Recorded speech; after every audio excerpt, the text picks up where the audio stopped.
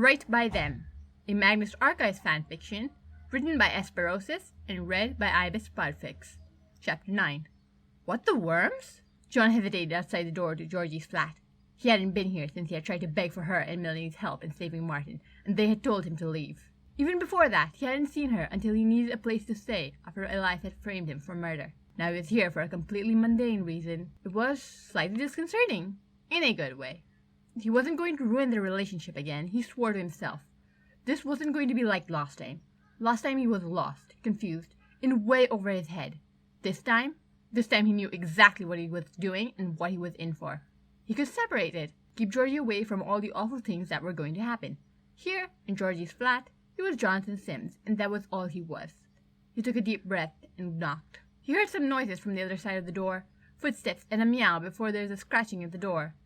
John feels himself smile as Georgie called out for the Admiral to calm down. As soon as the door opened, a flash of fur escaped from the crack and darted to John's ankles. "You menace!" Georgie scowled at the Admiral as he rubbed his feline face against John's cuff. "Aw, did you miss your favorite paint?" John cooed as he knelt down and scooped the cat off the floor. The Admiral meowed loudly in his face before nuzzling him. John smiled as he lavished in the attention. "Oh my God, you're just as bad." Georgie rolled her eyes before cracking a huge grin. She opened her arms and beckoned to John. "Come here, you." John grinned as he shuffled the Admiral around so that he could hold him in one arm. Then he stepped forward and wrapped his other arm around Georgie. Georgie tensed for a moment, surprised, before she wrapped her arms around him in a bone-crushing hug in return. "It's good to see you again, Georgie," John said as he held her. "Good to see you too," she smiled back, and the two let each other go. "Now, come on, we've got a lot to catch up on." Georgie had led him into her flat, and it was exactly how he remembered it. Same old couch that looked considerably newer, the same coffee table with fewer stains, and piles of What the Ghost merch scattered around in their packaging. A very strange mix of emotions swirled in John's chest as he looked around. "Make yourself comfortable on the couch," Georgie told him as she headed into the kitchen. John shuffled around the piles of t-shirts and sweaters as he sat down on the couch. The Admiral happily settled down onto his lap as he nuzzled John's hands for pets. John was more than happy to oblige. "The only reason he's acting like that is because I fed him catnip before you arrived," John eyed the pair. "Lies and slander," John shot back. "You simply can't handle the fact that our cat loves me more." "Excuse me? Our cat?" Georgie raised an eyebrow. "Whose flat does said cat live in?" "Only because you refused joint custody and you work from home," John huffed. "And because they hadn't spoken for several years. There was also that. But today it was about reconnecting, not pointing out lost time." Fortunately, Georgie seemed to be on the same page, as neither mentioned the lapse in communication. "So," John resumed after a moment of silence, "I see What the Ghost has been doing well." "Oh yeah," Georgie finally emerged from the kitchen with 2 mugs. "Ratings have gone up recently. One of the other podcasts stopped updating a couple of weeks ago without any word, so fans of that podcast have come to listen to What the Ghost." "That's good." John narrowed his eyes as he accepted the mug from Georgie. "Maybe," Georgie replied as she sat down on the couch next to him. The Admiral took the opportunity to move from John's lap to hers. "He stopped uploading after telling us we have a kind of group chat for us podcast creators that he was planning to do a special episode investigating a possibly haunted takeaway or something about a guy going all Sweeney Todd on his wife." John cringed. "You wouldn't happen to know if it was a kebab place?" "I think so," Georgie replied. "Why?" John averted his gaze as he turned the mug in his hands, waiting for it to cool. No reason." Silence stretched, and when John tentatively looked toward Georgie, he found her staring directly at him, one eyebrow arched, silently demanding an explanation. John tried to feel anything past Georgie's stare, desperately searching to feel if Elias's eyes were on him. He couldn't feel anything. He'd just have to trust that Elias was otherwise preoccupied with whatever evil scheming he did in his free time. "The location may have come up in one of our statements," John eventually replied. Georgie hummed. "Do you think he's dead?" John cringed. "The statement giver lived, so maybe he's okay." John smiled nervously. "Maybe." Georgie frowned, and John could tell she wasn't convinced. John averted his gaze and finally took a sip of his tea. It wasn't as good as Martin's, but the taste took him back to his uni days. It was nice, pleasant, just like this meeting should have been if John wasn't a complete fool. What had he told himself, swore to himself before coming here, that he would not, under any circumstances, drag her into this? And what was he doing? Dragging her into it. Why did he have to be like this? "So," Georgie leaned back into the couch, absently petting the Admiral. "Speaking of statements, how's the new job, Mr. Head Archivist?" John could feel himself begin to sweat. This meeting was proving to be much more stressful than he thought it would be. It's, fine. Georgie fixes him with another stare. John just hums affirmatively, forcing his voice to sound casual as he sips some more of his tea. Okay, Georgie presses. So how spooky is your spooky job? Pardon? Well, Georgie shrugged. All throughout uni, despite being in all these supernatural groups and clubs with me, all you ever talked about was how bullshit and blatantly fabricated. She mocked his voice, causing John to sputter indignantly. Everything we talked about was. Yet now, a few months into your new gig as head archivist, suddenly warning me about potential skinwalkers and completely buying into haunted Sweeney Todd takeaways, Georgie pointed out. Must be one hell of a job to turn you around so fast, she concluded. John bit the inside of his cheek, desperately racing for an answer that didn't involve time travel, the apocalypse, and being the eldritch version of the Antichrist. Fairly quickly, he decided to use the same excuse that had worked with Tim. The truth. Part of it, at least. John gently placed his mug on the coffee table, flinching slightly at the soft thump. I've always believed in the supernatural. Georgie silently stared at him for a long time. You've always believed? She asked finally. Yes, John admitted. Then, why? Georgie asked, nearly at a loss for words as she stared at him, her expression a mix of exasperation and disbelief. I was scared, John explained. Very scared. I felt like if I admitted the truth then, they would get me, hurt me. God, he felt just as ridiculous as the first time he admitted this to Tim. The ghosts, Georgie raised an eyebrow. John finally turned to her, now nearly as exasperated as she looked. No, not the ghosts. Well, maybe ghosts. Not ghosts specifically. Just in general. Georgie narrowed her eyes as she regarded him, trying to puzzle him out for only a moment before sighing and nodding. That makes sense. So sorry, John apologized for a many number of actions and comments over the years. Georgie shook her head and waved her hand, dismissing his apology. No, it's fine. Honestly, I should have probably guessed that, to be honest. It's a very you thing to do. Yes, I suppose it is. And admitting it is very much not a you thing to do. Georgie placed her mug on the coffee table and crossed her arms, the Admiral shifting in her lap. Are you sure you're not John's secret nice twin? Nice twin? John sputtered. Are you implying I'm the evil twin? I'm hoping you're the evil twin, to be honest, Georgie hummed. Because if you're the nice twin, Georgie shuddered. God help us all. John swatted her on the shoulder, causing Georgie to laugh. But, Georgie suddenly mellowed out, I'm guessing these statements you've mentioned are real? Like, real enough denying them doesn't, make you feel safe anymore? Sort of, John evaded. Georgie hummed. That sounds rough. I try to check into the cases I cover on What the Ghost as much as I can, but I know some of them probably aren't actual genuine hauntings or anything, but a few of them, they stick with you. John nodded. Yeah. Georgie nodded along with him. I'm guessing you've got a lot more of those sorts than I do with your fancy academic backing. A bit, John laughed nervously. The Admiral loudly meowed before turning around and flopping himself down onto John's lap and rolling onto his back. Well, at least they're just stories. Georgie tried to cheer him up. Not like a ghost is going to walk up and knock on your office door.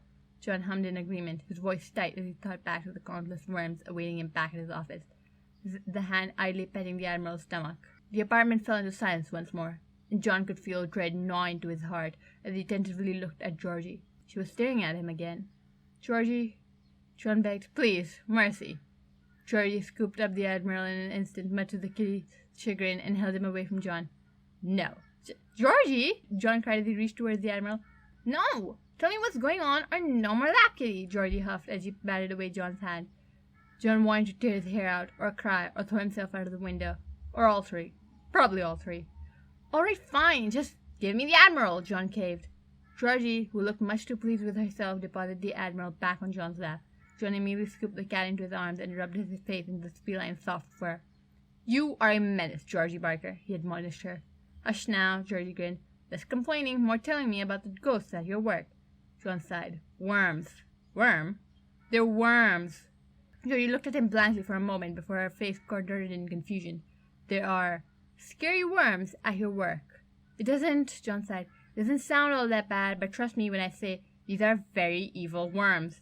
I'm going to be completely honest, Georgie gave him a tight smile. I still don't see why evil worms are so scary. So John explained.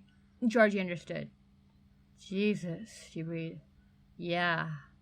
And they're just at your work? What am I supposed to call about this? An exterminator or an exorcist? John sighed. Ghostbusters, maybe. Doesn't your work have, procedures for this sort of thing or something? Georgie asked incredulously.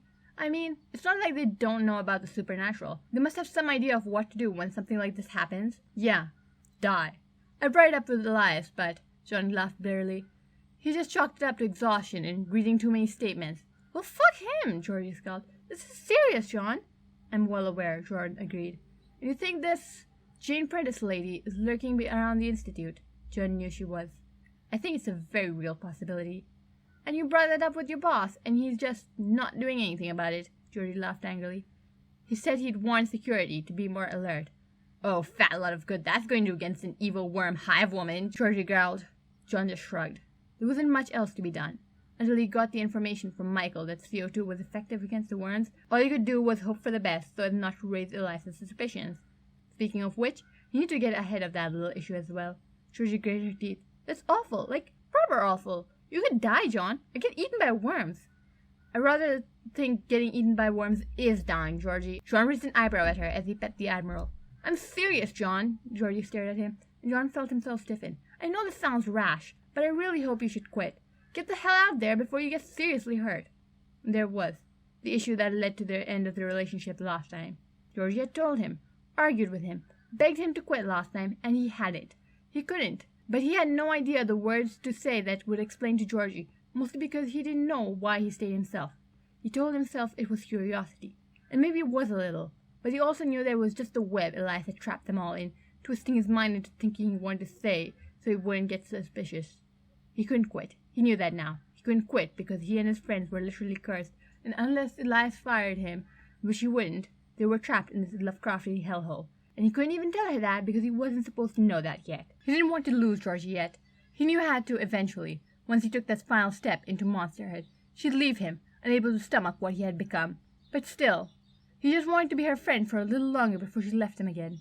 No, before he pushed her away again. Before he pushed everyone away again. Before he was alone again. John? Georgie looked at him, concerned. He had been quiet for too long. He needed to say something to make Georgie feel better. John resumed his petting of the Admiral. He didn't know when he had stopped. I don't think quitting is an option. Why not? Georgie immediately puffed up again. John bit the inside of his cheek. He desperately racked his brain for something to say. Some way he could make her understand, even if he couldn't explain. Something he could say to prevent her from leaving him just yet. Half-truths had been working well from his so far. Maybe he could push them a little further? I don't want to leave my assistants. John averted his gaze, praying to whatever entity might hold some scrap of mercy for him that she would accept that and drop it. Georgie hummed in consideration. That's... Any way they would quit alongside you? John barked a laugh and Georgie sighed. Yeah, I figured. Well, I can respect that you don't want to abandon your assistants. That would be kind of a dick move in hindsight. Thank you. John closed his eyes for a moment as he sighed in relief. John, Georgie looked at him. Yes? Stay safe, all right. As much as you can, Georgie told him. I really hate to start talking again just in time for you to turn into some horrible worm thing. John felt a tentative smile pull at his lips. I'll try my best not to get eaten by worms. It was a promise he was more than happy to make, as he was not in any hurry to be nearly infested by worms again. And let me know if you need any help, all right, Georgie continued. I will, John lied. Right, Georgie nodded, seemingly satisfied. So, these assistants of yours must be something special if you're willing to brave being potential worm food for them. They are, John perked up. I have 3 of them. Sasha, Tim, and Martin. Poor Sasha, Georgie smiled. Surrounded by guys. Tell me, John, has the love triangle emerged between your assistants yet? Or do we have to wait for the worms to force some sort of high-tension encounter? This isn't some kind of romance novel. John rolled his eyes. Sasha is a very diligent, studious, and intelligent woman. She's a bit too nosy for her own good and the well-being of others sometimes, but I assure you she's not interested in anyone in the archives. At least, John thought so. He remembered the tapes Elias had sent at the beginning of the apocalypse, the one where Tim and Sasha had been talking, and Tim had made clear while he liked her, he didn't return his feelings. He's pretty sure that hadn't changed, but who knows? He had hated Martin at first, and they wound up together by the end. Perhaps by 2018, Tim and Sasha would be together this time. All John could do was make sure they both lived that long. Georgie hummed. And what about Tim and Martin? Tim is very extroverted and outgoing, but also smart and driven. He and Sasha have been best friends for as long as I've known him. He introduced me to her after he decided we were friends back in research.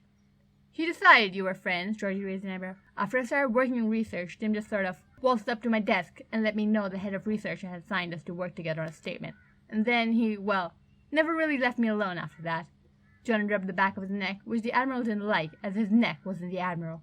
The Admiral meowed loudly and jumped off his lap to disappear off to somewhere else in Georgie's flat. Georgie snorted. I'm pretty sure that's how you joined our friend group in uni. It's why I knew resistance was useless when Tim did it, John nodded gravely. Georgie burst out laughing, and John felt himself chuckle as well. And Martin?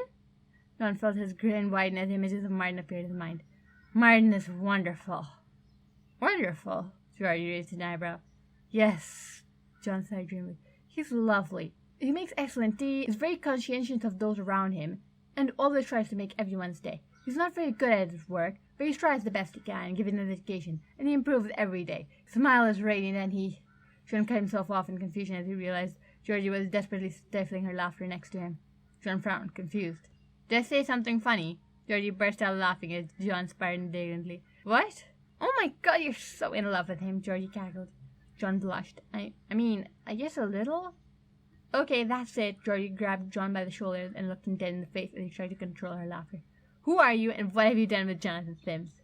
I swear I hardly recognize you, Georgie laughed. Have you been taking some kind of self-improvement course or something? Or something, John laughed, suppressing a cringe. I had a sudden realization that I didn't really like who I was, or, the kind of person I was becoming. So I decided I wanted to change, be more open, I suppose. Good for you, Georgie smiled. I'm happy to meet the new you. Thank you, Georgie. No problem, John. The two settled back on the couch in comfortable silence for a few moments before Georgie turned to John with a mischievous grin. So, are you planning on asking Martin out?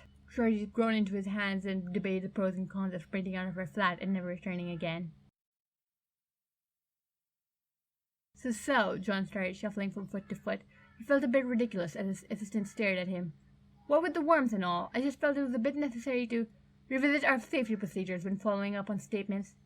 That makes sense, Sasha nodded encouragingly.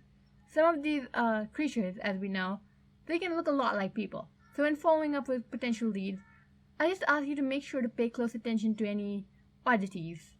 And if you spot any, make sure to keep a clear distance from them and return to the Institute immediately, John explained. If a person seems strange or speaks cryptically or has a weird reflection or something, John thought back to Sasha's description of Michael on her first encounter, you should stay clear of them. Tim snorted, and Sasha whacked him on the arm even as she tried to suppress a grin as well. John felt hot irritation flare up for a moment as he snapped. What's so funny? Nothing, boss man, Tim chuckled. I just thought you were going to give us, I don't know, something specific instead of a vague, stranger danger spiel. John sparred indignantly, which finally got Sasha chuckling too. This is quite serious. I know, Tim laughed. It's all kinds of common sense, isn't it? Well, John flushed. Better safe than sorry? I appreciate the reminder, Martin piped up, extremely obviously just trying to make John feel better. John just sighed and let his head drop. Don't worry, John. Sasha gave him an understanding smile. We'll stay away from creepy strangers and always make sure to look both ways before crossing the street. Tim burst out into loud cackling as John pinched the bridge of his nose. He had no idea why he thought this was going to work. He just felt the need to something. But there really wasn't anything he could do about Sasha meeting Michael without being suspicious or, apparently, sounding like an idiot. All he could do was hope the embarrassment was worth it. Suddenly, the door to the archive opened, and John felt the hot embarrassment freeze into ice-cold terror in an instant. He couldn't see who was walking down the stairs, but visions of Elias filled his mind, his smug grin, his knowing eyes, seeing straight through John and letting him know he had finally figured it out, telling his assistants of all his sins, how he let Sasha die, how he had practically killed Tim and Martin himself, how he was turning into an abomination that would only care about feeding off their fear or what he'd become and what he knew. They would leave him, just like Georgie would. Elias would tell them, and they would look at him disgusted, and they would. It was Dr. Lionel Elliot. John felt a bit bad for being relieved upon seeing the man he was about to traumatize. Hello, which one of you is the head archivist? Dr. Elliot asked, his eyes searching the floor. That would be me. John swallowed down his emotions as he tried to make himself presentable. Are you here to give a statement? Yes. Should I? John gave him a pained but polite turn of the lips. We can take your statement in my office. Please follow me. He didn't want to. God, he didn't want to. But he was going to anyway. He was going to because he had people to protect. Even if he knew they would leave him eventually, hate him. It was fine, he told himself as he led Dr. Elliot into his office, making the appropriate humming noises to the man's insistent chatter. It was fine, because if they were alive enough to be repulsed by him, then they were alive. That's all that matters, he thought to himself as he clicked on the tape recorder. That had to be all that mattered. Statement of Dr. Lionel Elliot regarding a series of events that took place in his class.